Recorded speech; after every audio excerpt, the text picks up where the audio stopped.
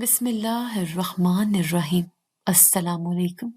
میں خود ایک نرس تھی اور اس ہسپتال میں کام کرنے کے لیے آئی تھی، لیکن میرے ساتھ ایک بہت برا حادثہ ہوا تھا جس کے بعد میرا شوہر اس دنیا سے چلا گیا تھا۔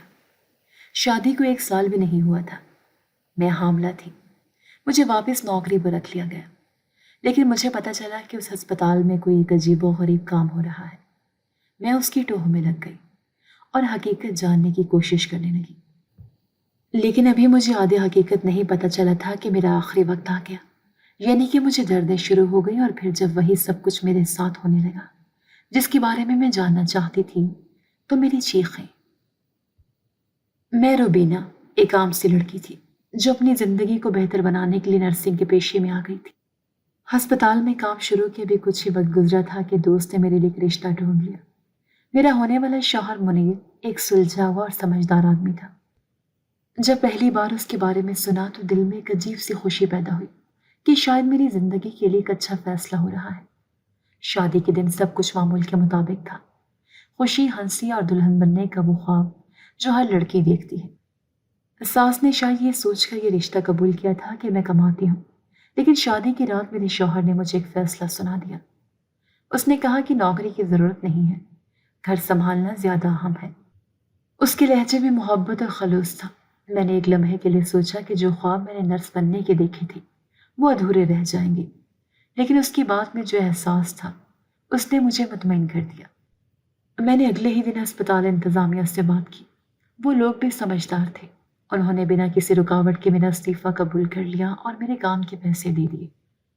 یوں میرا نرسنگ کا سفر ختم ہو گیا اور میں ایک گھریلو عورت بن گئی۔ زندگی حسین تھی۔ منیر کی محبت میں ایک ایسا رنگ تھا جو شاید ہر لڑکی اپنی شادی شدہ زندگی میں دیکھنا چاہتی ہے۔ وہ میرا خیال رکھتا، ہر خوشی پوری کرنے کی کوشش کرتا اور میرے ساتھ بہترین وقت گزارتا۔ میں نے سوچا تھا کہ زندگی ایسے ہی گزرے گی، ایک خوشحال اور پرسکون زندگی جہاں میں ایک اچھی بیوی بنوں گی اور وقت کے ساتھ ایک اچھی ماں بھی۔ مگر شاید تقدیر کو کچھ اور ہی منظور تھا۔ ایک دن وہ حادثہ پیش آیا جس نے میری دنیا اجاڑ دی۔ منیر ایک ٹریفک حادثے میں اس دنیا سے چلا گیا۔ میرے لیے یہ ماننا مشکل تھا جو شخص ابھی کچھ دن پہلے مجھ سے زندگی کے حسین خواب بانٹ رہا تھا وہ اب نہیں رہا۔ اس کی غیر موجودگی نے میری زندگی کو ایک ایسی اندھیری رات میں دھکیل دیا جہاں روشنی کی کوئی امید نہیں تھی۔ میرے والدین پہلے ہی دنیا سے جا چکے تھے، اب صرف سسرال کا سہارا تھا، لیکن شاید میرا وہم تھا کہ وہ میرا ساتھ دیں گے۔ میرے شوہر دنیا سے گیا اور اس کے ساتھ ہی میرا گھر بھی چھن گیا۔ ساس اور نندوں نے یہ بھی نہ سوچا کہ میں امید سے ہوں، وہ مجھے بے سہارا چھوڑ کر دروازہ بند کر چکے تھے۔ میرے لیے سب کچھ ختم ہو چکا تھا۔ میں اس وقت 6 ماہ کی حاملہ تھی اور میری شادی کو 1 سال بھی مکمل نہیں ہوا تھا۔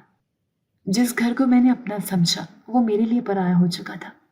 میں در بدر تھی، لیکن یہ سفر کہاں لے جائے گا یہ مجھے خود بھی نہیں معلوم تھا۔ جس دوست نے میرا رشتہ کروایا تھا وہی میری ساتھی نرس بھی تھی۔ ہم دونوں ایک ہی اسپتال میں کام کرتی تھیں، ایک دوسرے کے دکھ سکھ کے ساتھی تھیں۔ جب مجھے سسرال سے بے دخل کر دیا گیا اور دنیا میں کوئی ٹھکانہ نہ رہا تو میرے قدم خود بخود اس کے دروازے پر جا پہنچے۔ میں جانتی تھی کہ وہ میرا ساتھ دے گی کیونکہ وہی تھی جس نے مجھے اس رشتے سے جوڑا تھا۔ رات میں نے اس کے گھر پر گزار لی، لیکن صبح ہوتے ہی اس کے لہجے میں ایک عجیب سی بے بسی تھی۔ اس نے مجھ سے نظریں چرائیں اور کچھ دیر خاموش رہنے کے بعد بوجھل آواز میں کہا کہ وہ میرا ساتھ دینا چاہتی ہے لیکن اس کا اپنا شوہر مسئلہ ہے۔ میں حیران ہوئی کہ یہ کیسی بات کہہ رہی ہے۔ میں نے کبھی اس کے شوہر کے بارے میں کچھ غلط نہیں سنا تھا، لیکن پھر اس نے جو الفاظ کہے وہ میرے لیے ایک نئی پریشانی بن گئے۔ وہ کہنے لگی کہ مجھے تم پر مکمل بھروسہ ہے مگر اپنے شوہر پر نہیں۔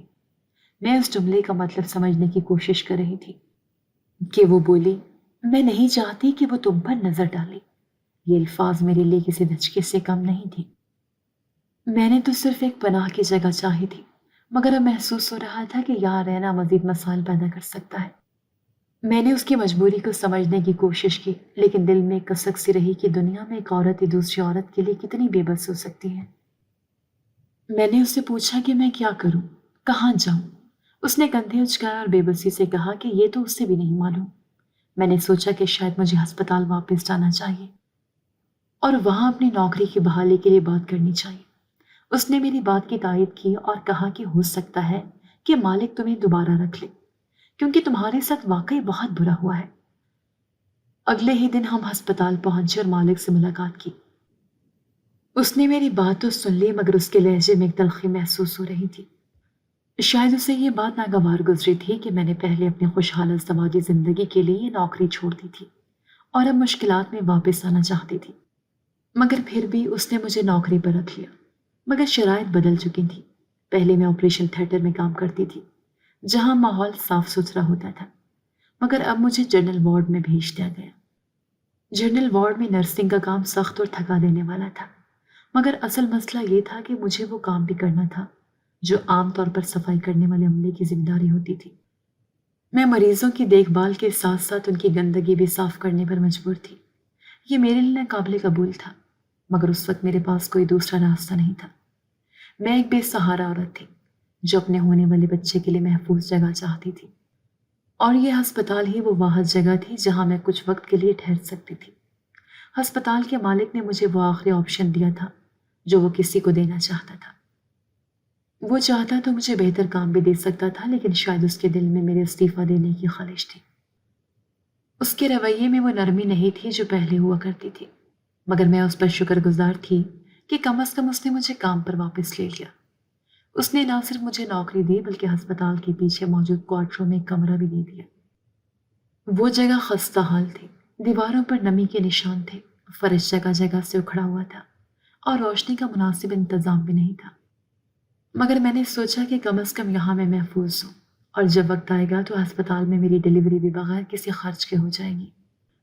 زندگی بے رحم ہو گئی تھی۔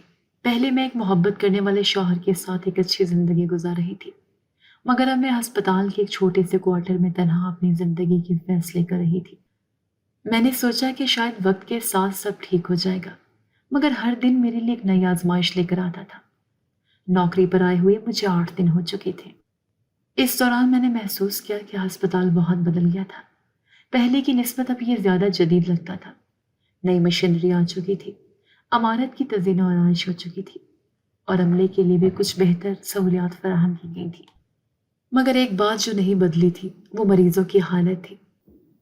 ہسپتال کا مالک خود کو جدید سہولیات سے لیس کر رہا تھا، لیکن مریضوں کو وہی پرانی مشکلات درپیش تھی۔ وارڈز میں گندگی کی وہی صورتحال تھی، دوائیوں کا وہی فقدان تھا، اور عملے کی کمی پہلے سے بھی زیادہ محسوس ہو رہی تھی۔ میں نے کئی بار یہ سوچا کہ شاید مجھے کوئی اور راستہ اختیار کرنا چاہیے، لیکن مجھے یہ بھی معلوم تھا کہ میرے پاس زیادہ مواقع نہیں تھے۔ میں حاملہ تھی اور کسی بھی وقت میرے بچے کی پیدائش متوقع تھی۔ میں جانتی تھی کہ اگر میں یہاں سے چلی جاتی تو شاید مجھے کہیں اور ایسی محفوظ جگہ نہ ملتی جہاں میرا علاج بغیر کسی خرچ کے ہو سکتا۔ یہی سوچ کر میں نے خود کو حالات کے مطابق ڈھال لیا۔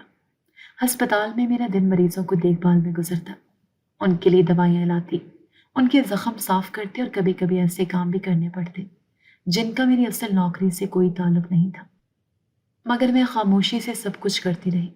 میں نے کئی بار محسوس کیا کہ وارڈ میں مریضوں کی حالت بگڑتی جا رہی ہے، مگر کسی کو ان کی فکر نہیں تھی۔ ہسپتال کی ظاہری خوبصورتی میں اضافہ ہو گیا تھا، لیکن اندر کی حقیقت وہی پرانی تھی۔ وقت گزرتا گیا اور میں نے اپنی تمام تر توجہ اپنے ہونے والے بچے پر مرکوز کر دی تھی۔ میں نے یہ عہد کر لیا کہ میں اپنے بچے کے لیے ایک اچھی ماں بنوں گی اور اسے کبھی کسی بے بسی کا شکار نہیں ہونے دوں گی، مگر میری یہ سوچ حقیقت میں کیسے ڈھلتی یہ وقت ہی بتا سکتا تھا۔ یہ ہسپتال بظاہر ایک نیم سرکاری ادارہ تھا جہاں غریبوں اور امیروں دونوں کا علاج کیا جاتا تھا۔ غریبوں کے لیے ایک مخصوص کوٹا تھا، لیکن حقیقت میں یہاں بھی وہی جنگل کا قانون چلتا تھا۔ پیسے والے مریضوں کو بہترین سہولیات فراہم کی جاتی تھی، جبکہ غریبوں کو انتظار اور مشکلات کے سوا کچھ نہ ملتا۔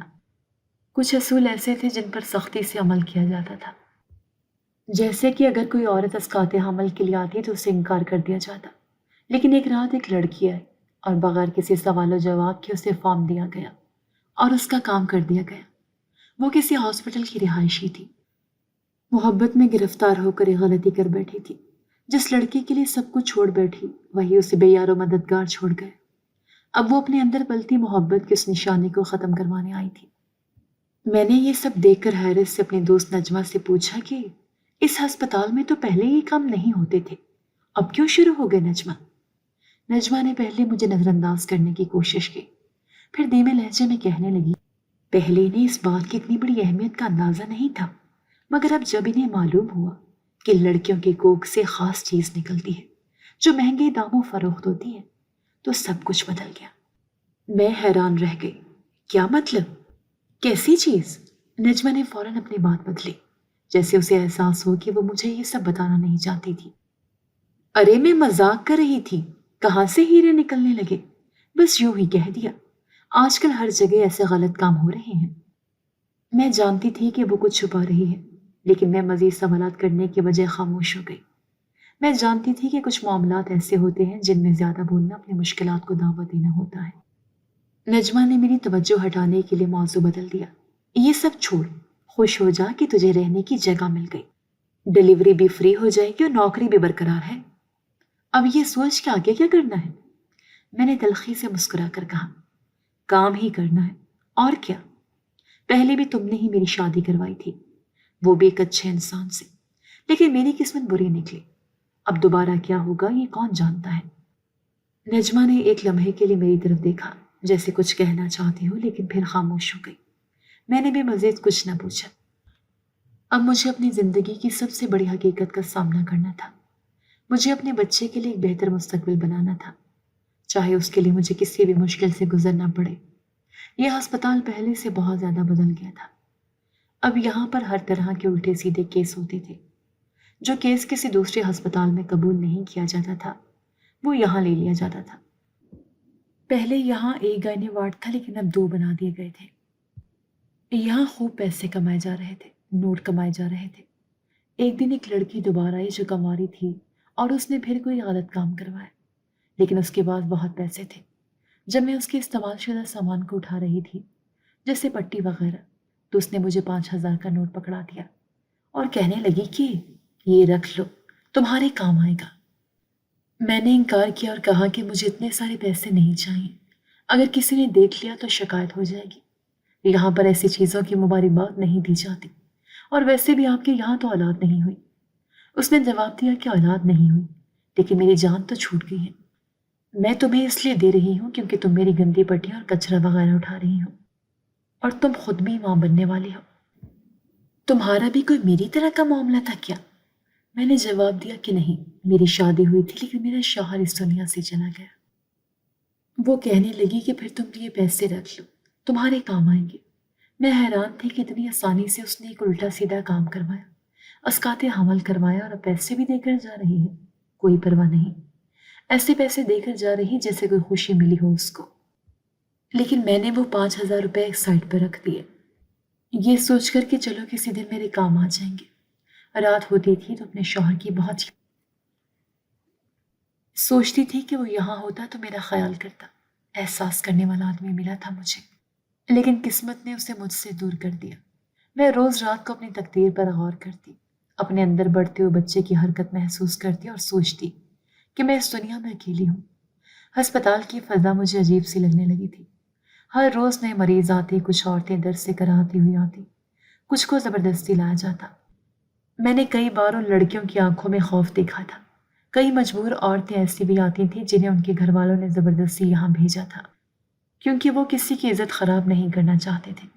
ہسپتال کے وارڈز میں اب ایک عجیب سی خاموشی رہنے لگی تھی۔ ڈاکٹروں کے چہروں پر بھی اب وہ پرانی ہمدردی نہیں تھی، سب کو پیسے کی بڑی تھی، جتنا زیادہ پیسہ اتنا زیادہ خیال۔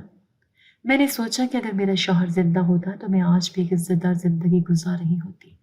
میں نے نجمہ سے کئی بار اس بارے میں بات کی، لیکن وہ ہمیشہ کہتی کہ دنیا ایسی ہی ہے، ہمیں جینا آنا چاہیے۔ میں نے نوکری کو ہی اپنی زندگی کا حصہ بنا لیا، روز مریضوں کی دیکھ بھال کرتی، رات گئے تک کام کرتی، اور جب بستر پر سونے کے لیے لیٹتی تو اپنے بچے کے مستقبل کے بارے میں سوچتی۔ مجھے معلوم نہیں تھا کہ آگے کیا ہونے والا ہے، لیکن میں نے فیصلہ کر لیا تھا کہ میں کسی کے آگے ہاتھ نہیں پھیلاؤں گی۔ ہسپتال میں ایک اور عجیب بات بھی دیکھنے میں آئی تھی۔ کچھ عورتیں جو یہاں پیسوں کے بدلے اپنے گناہوں کا بوجھ کم کرنے آتی تھیں، وہ بعد میں کسی کو پہچاننے سے انکار کر دیتی تھیں۔ وہی عورت جو کل تک سہمی ہوئی تھی، وہی عورت جو کل تک گڑ گڑا رہی تھی، آج وہ کسی کو جاننے سے انکار کر رہی تھی۔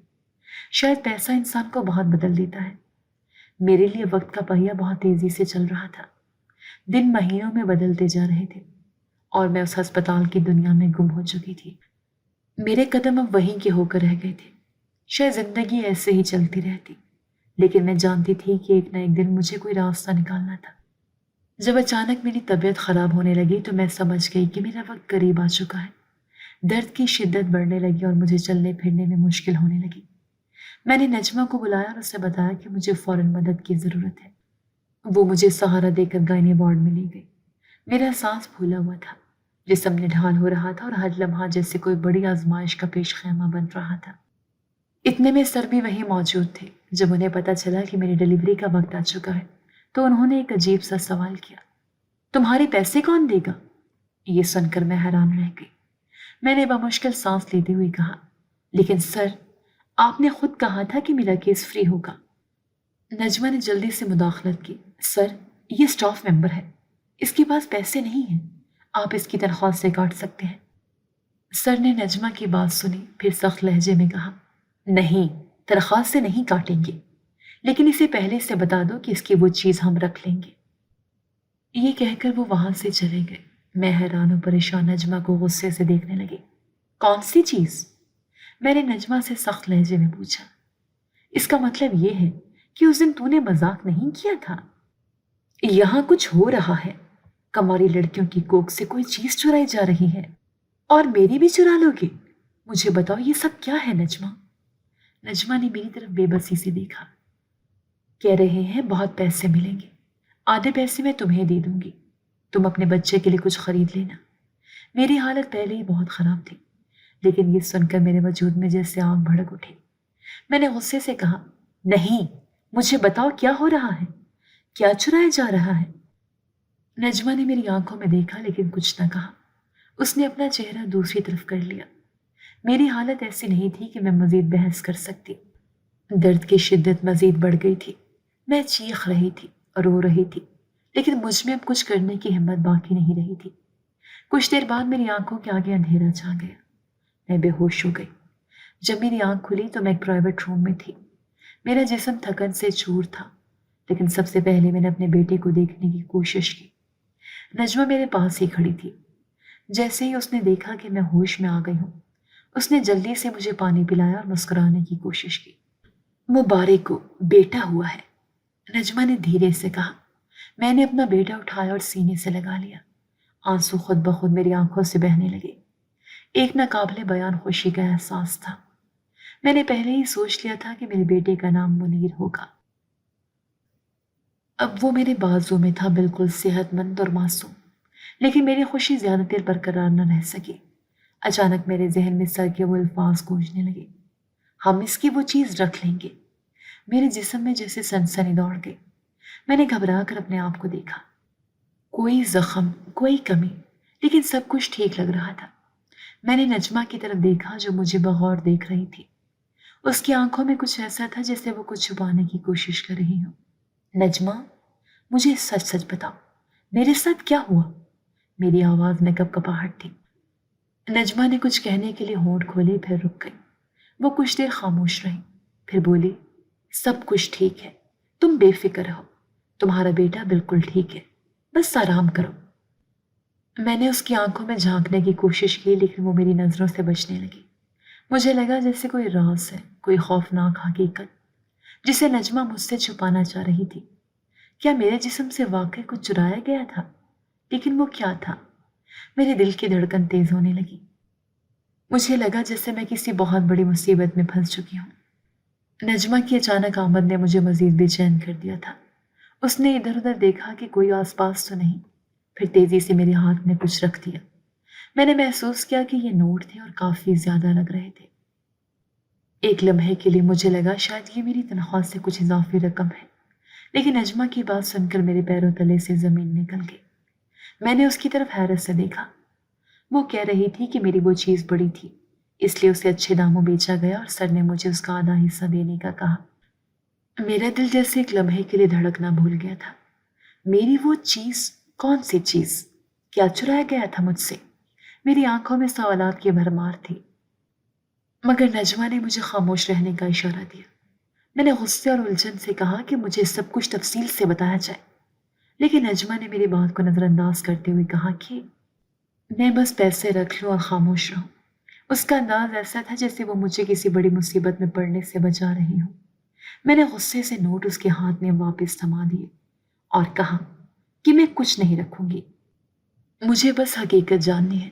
نجمہ نے گہری سانس لی اور میری طرف جھک کر آہستہ آواز میں کہا کہ یہاں کچھ ایسا ہو رہا ہے جس کے بارے میں زیادہ جاننا میرے لیے خطرناک ہو سکتا ہے۔ میں نے اسے گھور کر دیکھا اور کہا کہ وہ مجھے سب کچھ بتائے، ورنہ میں خود ہی کھوج لگا لوں گی۔ نجمہ نے جھنجلا کر میرے کندھے پر ہاتھ رکھا اور کہا اگر میں صبر کر لوں تو میرے لیے بہتر ہوگا۔ میں نے غصے میں کہا کہ مجھے ابھی اور اسی وقت حقیقت بتائی جائے، لیکن نجمہ نے اپنی جگہ سے اٹھتے ہوئے کہا وہ یہ بات ہسپتال میں نہیں بتا سکتی، یہاں دیواروں کے بھی کان ہوتے ہیں۔ اگر مجھے سب کچھ جاننا ہے تو مجھے پہلے ڈسچارج ہونا ہوگا، پھر میں اس کے گھر جا سکتی ہوں جہاں وہ مجھے تفصیل سے سب کچھ بتا دے گی۔ اب میرے اندر بے چینی مزید بڑھ گئی تھی۔ میں بار بار سوچ رہی تھی کہ ایسا کیا ہو سکتا ہے جو یہاں پر پوشیدہ رکھا جا رہا ہے۔ کیا مجھ سے واقعی کچھ چرایا گیا تھا؟ کیا یہ سب محض ایک اتفاق تھا یا اس کے پیچھے کوئی گہری سازش تھی؟ میں نے اپنا ہاتھ اپنے جسم پر پھیرا۔ مجھے کہیں بھی کوئی ایسی چوٹ محسوس نہیں ہو رہی تھی جو کسی غیر معمولی چیز کی طرف اشارہ کرتی۔ میری نارمل ڈیلیوری ہوئی تھی، میرے جسم میں کسی قسم کی کوئی کمی محسوس نہیں ہو رہی تھی۔ پھر آخر وہ کون سی چیز تھی جسے میرے جسم سے نکالا گیا تھا؟ یہ سوچتے سوچتے میرا سر چکرانے لگا تھا۔ میں بے چینی سے اپنے بیٹے کو دیکھنے لگی۔ منیر معصومیت سے سو رہا تھا۔ میں نے اس کے چھوٹے چھوٹے ہاتھوں کو پکڑ کر اپنے لبوں سے لگا لیا۔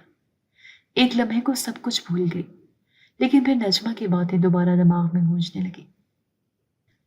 میں نے فیصلہ کر لیا تھا کہ میں یہاں سے جلد از جلد ڈسچارج ہونے کے بعد نجمہ کے گھر جاؤں گی اور اس سے حقیقت اگلوا کر ہی رہوں گی۔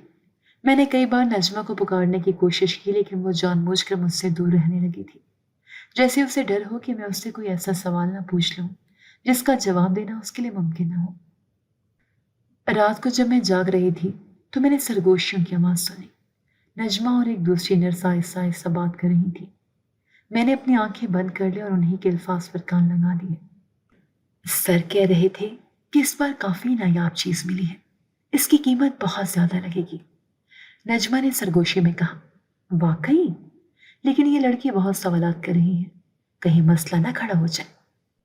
دوسری نرس نے فکر مندی سے کہا سر نے کہا ہے کہ اسے بس مطمئن کر دو، پیسے دو تاکہ چپ ہو جائے۔ نجمہ نے ہلکی سی ہنسی کے ساتھ جواب دیا۔ میرا دل زور سے دھڑکنے لگا۔ میری ہمت نہیں ہو رہی تھی کہ میں آنکھیں کھول کر کچھ کہوں، لیکن میں نے اپنے کانوں سے یہ سب سن لیا تھا۔ کوئی چیز تھی جو چرائی جا رہی تھی، اور وہ کوئی عام چیز نہیں تھی۔ مجھے اچانک احساس ہوا کہ یہ معاملہ بہت بڑا ہے، کہیں ایسا تو نہیں کہ وہ لوگ کچھ غیر قانونی کام کر رہے ہوں۔ میں نے اپنے جسم پر ہاتھ پھیرا، لیکن سب کچھ ٹھیک تھا۔ پھر وہ نایاب چیز کیا ہو سکتی تھی؟ کیا یہ میرے بچے سے جڑی ہوئی کوئی چیز تھی؟ میری بے چینی مزید بڑھ گئی تھی۔ میں نے طے کر لیا کہ جو ہی مجھے ڈسچارج کیا جائے گا، میں سیدھا نجمہ کے پاس جاؤں گی اور حقیقت جان کر رہوں گی۔ مجھے کسی بھی حال میں اس راز سے پردہ اٹھانا تھا۔ مجھے نہیں معلوم تھا کہ حقیقت کیا تھی، لیکن میں جانتی تھی کہ یہ کوئی عام بات نہیں تھی۔ اس ہسپتال میں کچھ نہ کچھ ایسا ہو رہا تھا جو غلط تھا، اور میں کسی بھی قیمت پر اسے سمجھنا چاہتی تھی۔ مجھے نہیں معلوم تھا کہ جب میں نجمہ کے گھر جاؤں گی تو کیا سچائی سامنے آئیں گی، لیکن ایک بات یقینی تھی کہ یہ کہانی ابھی ختم نہیں ہوئی تھی، بلکہ ابھی اس کی اصل شروعات ہوئی تھی۔ نجمہ کے گھر پہنچنے کے بعد میں نے محسوس کیا کہ میرے اندر ایک بے چینی سی پھیلی ہوئی تھی۔ میرا دل کسی انجانے خوف سے دھڑک رہا تھا۔ نجمہ کے شوہر کے گھر نہ ہونے کی وجہ سے ماحول نسبتاً پرسکون تھا۔ میرا بیٹا بھی گہری نیند سو رہا تھا اور نجمہ کے بچے ٹیوشن پڑھنے گئے ہوئے تھے۔ یہ سناٹا کسی طوفان سے پہلے کی خاموشی جیسا لگ رہا تھا۔ نجمہ نے دروازے کو احتیاط سے بند کیا اور میرے قریب آ کر بیٹھ گئی۔ اس کے چہرے پر عجیب سی سنجیدگی تھی، جیسے کوئی بہت بڑا راز کھولنے جا رہی ہوں۔ میں نے بےتابی سے اس کی طرف دیکھا۔ وہ چند لمحے چپ رہی، پھر آہستہ آواز میں بولی جب عورت حاملہ ہوتی ہے تو اس کے پیٹ میں صرف بچہ نہیں ہوتا، بلکہ ایک اور چیز بھی ہوتی ہے جو بچے کو خوراک اور خون فراہم کرتی ہے، اسے پلیسینٹا کہتے ہیں۔ یہی چیز انتہائی قیمتی ہوتی ہے اور بڑی بڑی کمپنیاں اسے بھاری قیمتوں میں خریدتی ہیں۔ باہر کے ملکوں میں یہ خون بنانے والی دواؤں میں استعمال کی جاتی ہے۔ یہ بات عام لوگوں کو معلوم نہیں ہے، اگر پتہ چل جائے تو شاید کوئی دوا نہ کھائے۔ میں دم بخود رہ گئی۔ کیا مطلب؟ کیا یہ دوائیوں میں استعمال ہوتا ہے؟ میرے منہ سے بے ساختہ نکلا۔ نجمہ نے اس بات میں سر ہلایا۔ ہاں، انہی دواؤں میں جو اکثر مریضوں کو جلد صحت یاب کرنے کے لیے دی جاتی ہیں، ان میں یہی چیز استعمال کی جاتی ہے۔ پہلے ہمارے ہسپتال والوں کو اس کے بارے میں علم نہیں تھا، لیکن اب وہ بھی اس کی سپلائی کا کام کر رہے ہیں۔ مریضوں کو یہ کہا جاتا ہے کہ ہم نے اسے کوڑے میں پھینک دیا، مگر حقیقت یہ ہے کہ اسے اٹھا لیا جاتا ہے اور خفیہ طور پر فروخت کیا جاتا ہے۔ میری آنکھیں حیرت اور خوف سے پھیل گئی۔ مجھے اب سمجھ آ رہی تھی کہ نجمہ اور سر کے درمیان اس دن کی گفتگو کا کیا مطلب تھا۔ میں نے لرزتی آواز میں پوچھا، تو پھر میرا والا؟ نجمہ ہلکا سا مسکرائی۔ تمہارا پلیسنٹا بہت بڑا اور صحت مند تھا، اسی لیے اس کی قیمت بھی زیادہ لگی۔ سر نے کہا تھا کہ تمہیں آدھے پیسے دے دیے جائیں کیونکہ تم سٹاف کی ہو۔ یہ لو، یہ تمہارا حصہ ہے۔ اس نے میرے ہاتھ میں 25,000 روپے رکھ دیے۔ میں سکتے میں آ گئی۔ میں نے زندگی میں کبھی اتنی بڑی رقم ایک ساتھ نہیں دیکھی تھی۔ میری ماہانہ تنخواہ تو صرف 15,000 روپے تھی۔ یہ خواب جیسا لگ رہا تھا، مگر ساتھ ہی ضمیر میں عجیب سی خلش بھی محسوس ہو رہی تھی۔ کیا یہ غیر قانونی ہے؟ میں نے نجمہ کی آنکھوں میں جھانکتے ہوئے پوچھا۔ اس نے کندھے اچکا دیے۔ کسی حد تک ہاں، لیکن دیکھو، اگر ہم نہیں کریں گے تو کوئی اور کر لے گا۔ ہسپتال میں سب اس سے فائدہ اٹھا رہے ہیں۔ تم نے بھی اپنا حصہ وصول کر لیا۔ اب چپ رہو اور سوچو کہ ان پیسوں کا کیا کرنا ہے۔ میں گہری سوچ میں پڑ گئی۔ میں خوش بھی تھی کہ میرے پاس اچانک اتنی بڑی رقم آ گئی، مگر یہ بھی جانتی تھی کہ یہ پیسے کسی عجیب اور غیر متوقع طریقے سے میرے ہاتھ آئے ہیں۔ نجمہ کی باتوں میں ایک طرح کی شفاف حقیقت تھی۔ واقعی دنیا میں جو کچھ بھی ہو رہا ہے وہ ہمیشہ سیدھی اور صاف بات نہیں ہوتی۔ کچھ چیزیں پردے کے پیچھے رہتی ہیں جن کا عام لوگوں کو علم نہیں ہوتا۔ میں نے ایک گہری سانس لی اور سوچا کہ اب مجھے کیا کرنا چاہیے۔ میں جانتی تھی کہ اگر میں زیادہ سوالات کرتی رہی تو یہ میرے لیے نقصان دہ ہو سکتا ہے۔ ہسپتال کا پورا نظام اس چیز میں شامل تھا اور میں ایک معمولی نرس تھی۔ میرے پاس کوئی طاقت نہیں تھی کہ میں کچھ کر سکوں۔ نجمہ نے میری خاموشی دیکھ کر میرے کندھے پر ہاتھ رکھا۔ اب زیادہ نہ سوچو، ان پیسوں کا صحیح استعمال کرو۔ تمہارا بیٹا بڑا ہو رہا ہے، اس کے لیے کچھ اچھا کرو۔ میں نے سر ہلایا اور خاموشی سے پیسے اپنے پرس میں رکھ لیے۔ نجمہ نے جو کچھ بتایا تھا وہ میرے ذہن میں گونج رہا تھا۔ میں نے خود سے ایک سوال کیا، کیا دنیا واقعی ایسی ہے؟ کیا ہر جگہ ایسی چیزیں ہو رہی ہیں اور ہمیں خبر بھی نہیں؟ اس وقت میرے پاس ان سوالوں کا کوئی جواب نہیں تھا۔ میں صرف اتنا جانتی تھی کہ میں اس وقت ایک ایسے کھیل کا حصہ بن چکی تھی جسے میں سمجھنے کی کوشش کر رہی تھی۔ میرے اندر بے شمار سوالات اٹھ رہے تھے، مگر میں نے فیصلہ کر لیا تھا کہ فی الحال میں ان سوالات کو اپنے اندر ہی رکھوں گی۔ زندگی ایک نیا موڑ لے چکی تھی۔ میں اپنے بچے کی دیکھ بھال میں مصروف ہو گئی تھی، لیکن کہیں نہ کہیں میرے دل میں وہی خیال گردش کر رہا تھا کہ جو کچھ بھی ہوا وہ غلط تھا۔ یہ سوچیں اکثر مجھے بے چین کر دیتی تھیں، مگر میں مجبور تھی۔ اب میں زیادہ دیر کام بھی نہیں کر سکتی تھی کیونکہ بچے کی ضروریات زیادہ وقت مانگتی تھیں۔ سر نے میری حالت دیکھ کر کہہ دیا تھا کہ اگر میں کام نہیں کر سکتی تو مجھے یہاں سے جانا ہوگا۔ یہ سن کر میں پریشان ہو گئی کیونکہ میرے پاس کوئی دوسرا سہارا نہیں تھا۔ میں سوچ رہی تھی کہ کیا کروں، کہاں جاؤں، کیسے گزارا ہوگا۔ انہی سوچوں میں گم تھی کہ ایک دن میں نے دیکھا کہ ایک آدمی ہسپتال کے باہر بینچ پر بیٹھا ہوا تھا۔ اس کا چہرہ پریشانی اور غم سے بھرا ہوا تھا۔ وہ کافی تھکا ہوا لگ رہا تھا۔ میں نے اس کے قریب جا کر انسانیت کے ناطے پوچھا، کیا آپ کو کچھ چاہیے؟ وہ میری طرف دیکھ کر دھیرے سے بولا، ہاں، اگر تھوڑا پانی مل جائے تو مہربانی ہوگی۔ میں فوراً اندر گئے اور پانی کا گلاس لا کر اسے دے دیا۔ وہ پانی پی کر کچھ پرسکون نظر آنے لگا۔ مجھے اس کا حال اچھا نہیں لگ رہا تھا، اس لیے میں نے مزید پوچھا، آپ پریشان لگ رہے ہیں، کوئی مسئلہ ہے؟ اس نے گہری سانس لی اور بولا، میری ایک بیوی تھی جو آج اس دنیا سے چلی گئی ہے۔ ہم نے اولاد کے لیے 10 سال انتظار کیا اور جب اللہ نے ہمیں اولاد دی تو وہ خود ہمیں چھوڑ کر چلی گئی۔ اب میرا دل سمجھ نہیں پا رہا کہ میں کیا کروں۔ میری بیٹی دنیا میں آئی مگر اس کی ماں دنیا سے چلی گئی۔ یہ سن کر میرا دل بھر آیا۔ میں نے نرمی سے پوچھا، آپ کی بیٹی کہاں ہے؟ وہ بولا، یہی ہسپتال میں، مگر اسے دودھ پلانے والا کوئی نہیں ہے۔ ماں کے بغیر وہ بے چین ہے۔ میں نے سوچا کہ میرا بچہ بھی دودھ پیتا ہے، اگر میں اس بچے کو بھی دودھ پلا دوں تو اس کا بھی پیٹ بھر جائے گا۔ میں نے اس شخص سے کہا، آپ اپنی بیٹی کو میرے پاس لے آئیں، میں اسے دودھ پلا سکتی ہوں۔ وہ حیرت سے میری طرف دیکھنے لگا اور پھر تشکر بھری نظروں سے کہنے لگا، کیا واقعی آپ ایسا کریں گی؟ میں نے مسکرا کر سر ہلایا۔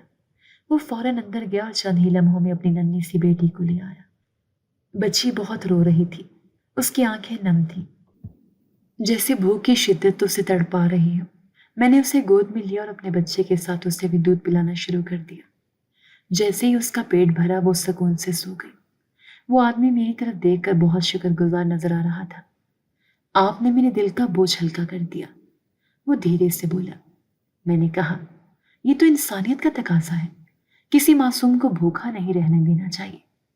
اس کے بعد وہ آدمی روزانہ ہسپتال آتا اور اپنی بچے کو میرے پاس چھوڑ جاتا تاکہ میں اسے دودھ پلا سکوں۔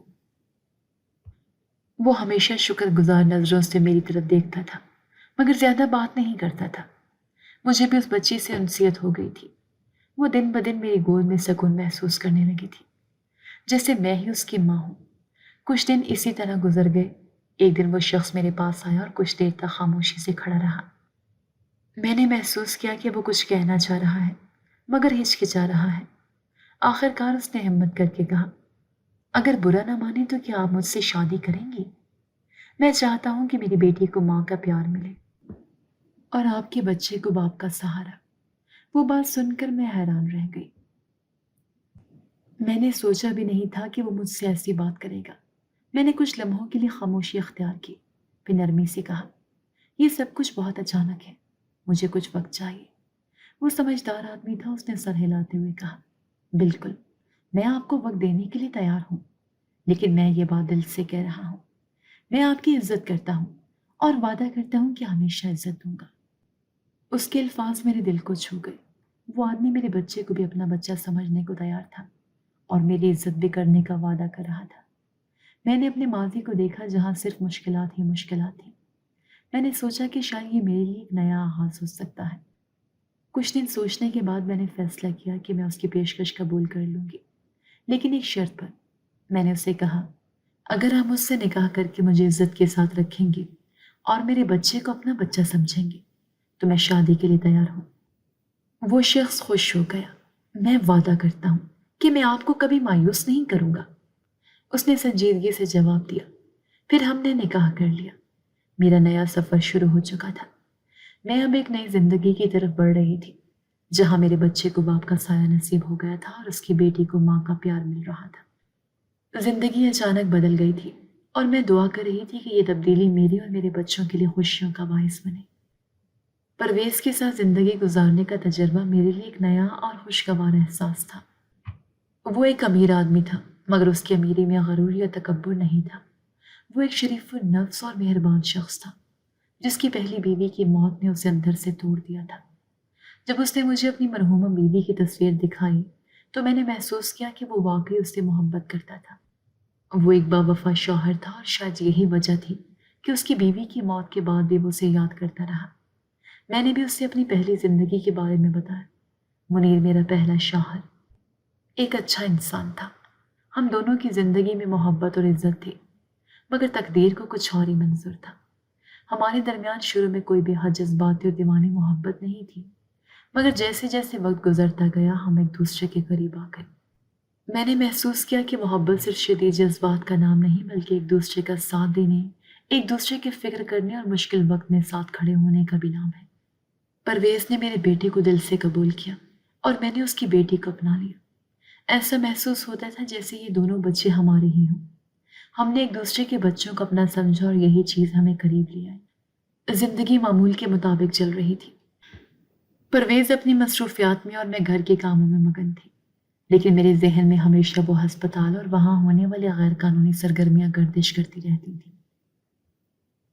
میں جب بھی اس بارے میں سوچتی میرے دل میں بے چینی سے پیدا ہو جاتی۔ میں نے فیصلہ کیا کہ میں اس بارے میں پرویز سے بات کروں گی۔ ایک رات جب ہم رات کے کھانے کے بعد بیٹھے تھے میں نے ہسپتال کے واقعات کا ذکر کیا۔ میں نے اسے بتایا کہ وہاں پر پلیسنٹا کا غیر قانونی کاروبار ہو رہا تھا اور یہ کام اندرونی طور پر ہسپتال کے کچھ ملازمین کی ملی بھگت سے کیا جا رہا تھا۔ پرویز میری باتیں بہت غور سے سنتا رہا۔ جب میں نے اپنی بات مکمل کی تو اس نے کہا کہ وہ اس بارے میں کچھ کر سکتا ہے۔ اس کا ایک قریبی دوست محکمہ صحت میں کام کرتا تھا اور وہ اس معاملے کو حکام تک پہنچا سکتا تھا۔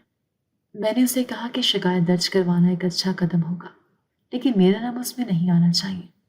میں نہیں چاہتی تھی کہ میری وجہ سے نجمہ کسی مشکل میں پڑ جائے۔ نجمہ نے میری مدد کی تھی اور میں اس کی شکر گزار تھی۔ پرویز نے مجھے تسلی دی کہ کسی بھی اسٹاف کا نام سامنے نہیں آئے گا اور صرف ہسپتال کے مالک اور اس کے کارندوں سے سوالات کیے جائیں گے۔ میں نے اس کے فیصلے کی حمایت کی۔ چند دنوں بعد پرویز نے مجھے بتایا کہ محکمہ صحت نے کارروائی کرتے ہوئے ہسپتال کے مالک کو طلب کیا ہے۔ اس کی سخت سرزنش کی گئی اور اسے وارننگ دی گئی کہ اگر دوبارہ ایسی کوئی غیر قانونی سرگرمی رپورٹ ہوئی تو ہسپتال بند کر دیا جائے گا۔ یہ خبر سن کر مجھے خوشی ہوئی۔ میں جانتی تھی کہ یہ مکمل طور پر انصاف نہیں تھا، مگر کم از کم یہ غیر قانونی کام رک گیا تھا۔ میرے دل میں خوشی اور سکون کا احساس تھا۔ میں نے محسوس کیا کہ میں نے معاشرے کی بہتری کے لیے ایک مثبت قدم اٹھایا تھا۔ یہ ہسپتال ان لڑکیوں کی مدد کر رہا تھا جو اپنی غلطیوں کا ازالہ کرنے کے لیے وہاں آتی تھی، مگر حقیقت میں وہ مزید گناہ کے راستے پر چل پڑتی تھی۔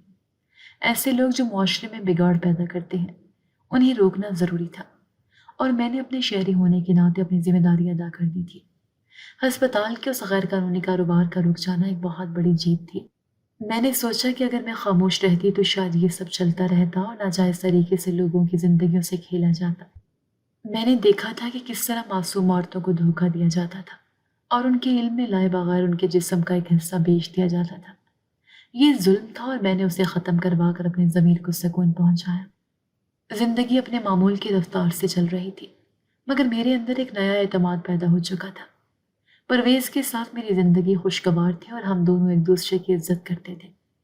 میں نے سیکھا تھا کہ کبھی کبھی مشکل فیصلے کرنا ضروری ہوتا ہے، چاہے وہ فیصلے آسان نہ ہوں۔ میں نے اپنی ہمت سے ایک بڑے مسئلے کو ختم کرنے میں اپنا کردار ادا کیا تھا اور اس پر مجھے فخر تھا۔ اب میری زندگی میں ایک نیا موڑ آ چکا تھا۔ میں نے اپنے بیٹے اور پرویز کی بیٹی کی پرورش کو اپنی پہلی ترجیح بنا لیا تھا۔ پرویز بھی ایک بہترین شوہر ثابت ہوا تھا جو ہر لمحے میرا خیال رکھتا تھا۔ ہم دونوں نے اپنی زندگی کو بہتر بنانے کے لیے ایک دوسرے کا ساتھ دیا اور ایک خوشحال زندگی کی طرف بڑھنے لگے۔ ہمارے ملک میں ہسپتالوں میں جو کچھ ہو رہا ہے وہ ایک لمحہ فکریہ ہے۔ عام طور پر لوگ ہسپتال میں اپنی صحت کی بحالی اور زندگی بچانے کے لیے آتے ہیں، لیکن بدقسمتی سے یہاں کچھ ایسے غیر اخلاقی اور غیر قانونی کام بھی ہو رہے ہیں جن پر کوئی نظر نہیں رکھ رہا۔ مریض اور ان کے لواحقین پہلے ہی اپنی تکالیف اور پریشانی میں مبتلا ہوتے ہیں اور انہیں اندازہ بھی نہیں ہوتا کہ پس پردہ کیا کھیل کھیلا جا رہا ہے۔ ہسپتالوں میں ہونے والی بے ضابطگیوں میں غیر معیاری علاج، غلط تشخیص، جعلی دوائیوں کا فروخت ہونا اور غیر قانونی طریقوں سے اعضاء کی خرید و فروخت جیسے معاملات شامل ہیں۔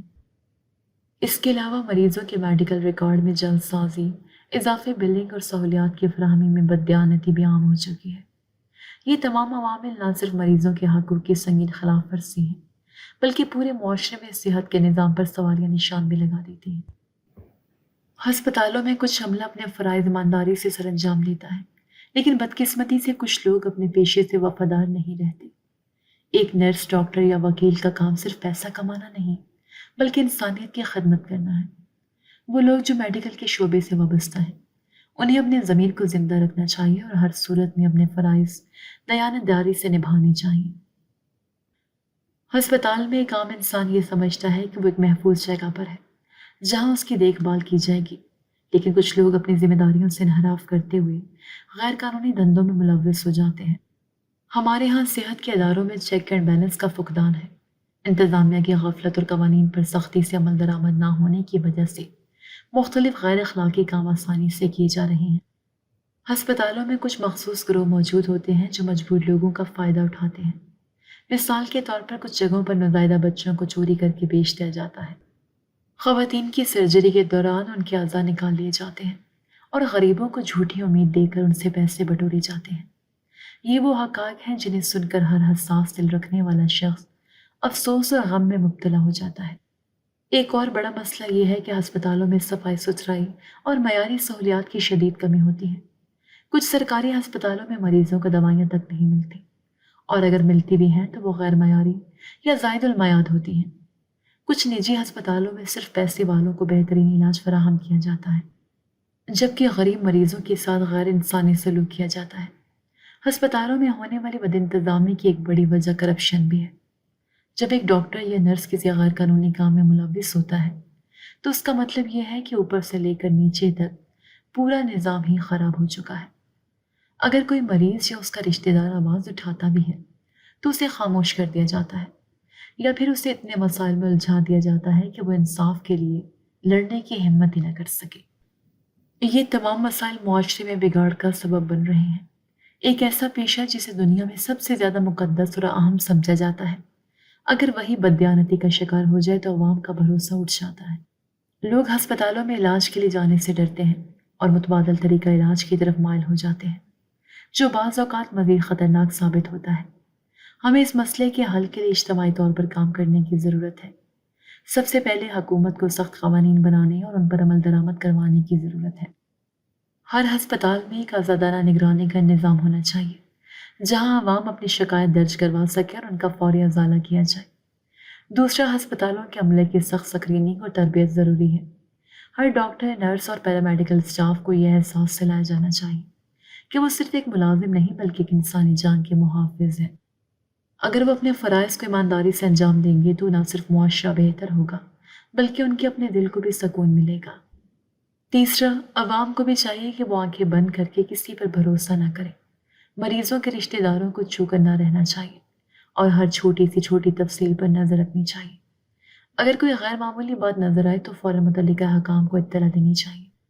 ہماری ذمہ داری بنتی ہے کہ ہم ایک دوسرے کا ساتھ دیں اور ایسے عناصر کو بے نقاب کریں جو ہسپتالوں میں غیر قانونی کام کر رہے ہیں۔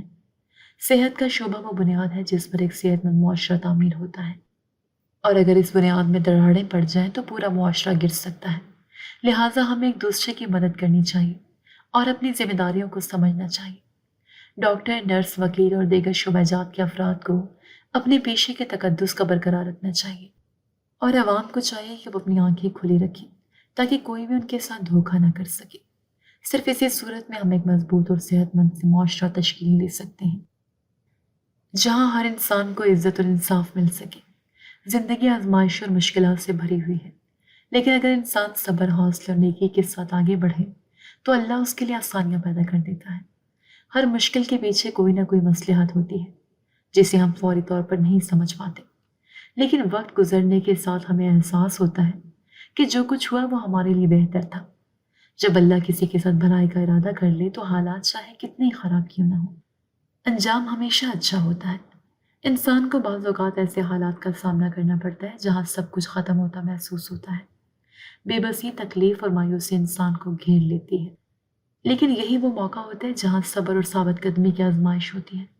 اگر انسان ہمت نہ ہارے، اپنے اصولوں پر قائم رہے اور سچائی کے ساتھ کھڑا رہے تو اللہ کی مدد ضرور آتی ہے۔ مشکلات کے اندھیرے کتنے گہرے کیوں نہ ہوں، اللہ کی رحمت روشنی بن کر راستہ دکھا دیتی ہے۔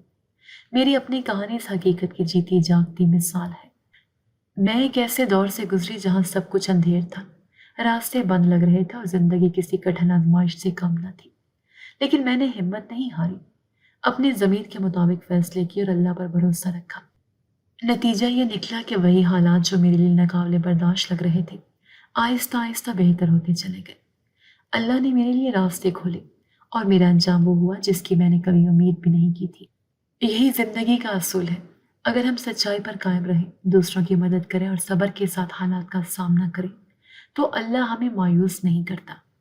مشکلات آتی ہیں لیکن وہ ہمیشہ رہنے کے لیے نہیں ہوتی۔ اگر نیت صاف ہو اور یقین اللہ پر ہو تو انجام ہمیشہ اچھا ہوتا ہے۔ جی تو دوستو، کیسی لگی آپ کو ہماری آج کی کہانی؟ اپنی رائے کا اظہار ہمارے کمنٹس باکس میں ضرور کیجیے گا، اور اگر آپ کو ہماری ویڈیو پسند آئی ہے تو کر لیجیے ہمارے چینل کو سبسکرائب، ویڈیو کو لائک اور بیل آئیکن لازمی پریس کر لیجیے تاکہ ہر نئی آنے والی ویڈیو کا نوٹیفیکیشن آپ کو بر وقت موصول ہو سکے۔ ملتے ہیں ایسی ہی ایک سبق آموز کہانی کے ساتھ، تب تک کے لیے اللہ نگہبان۔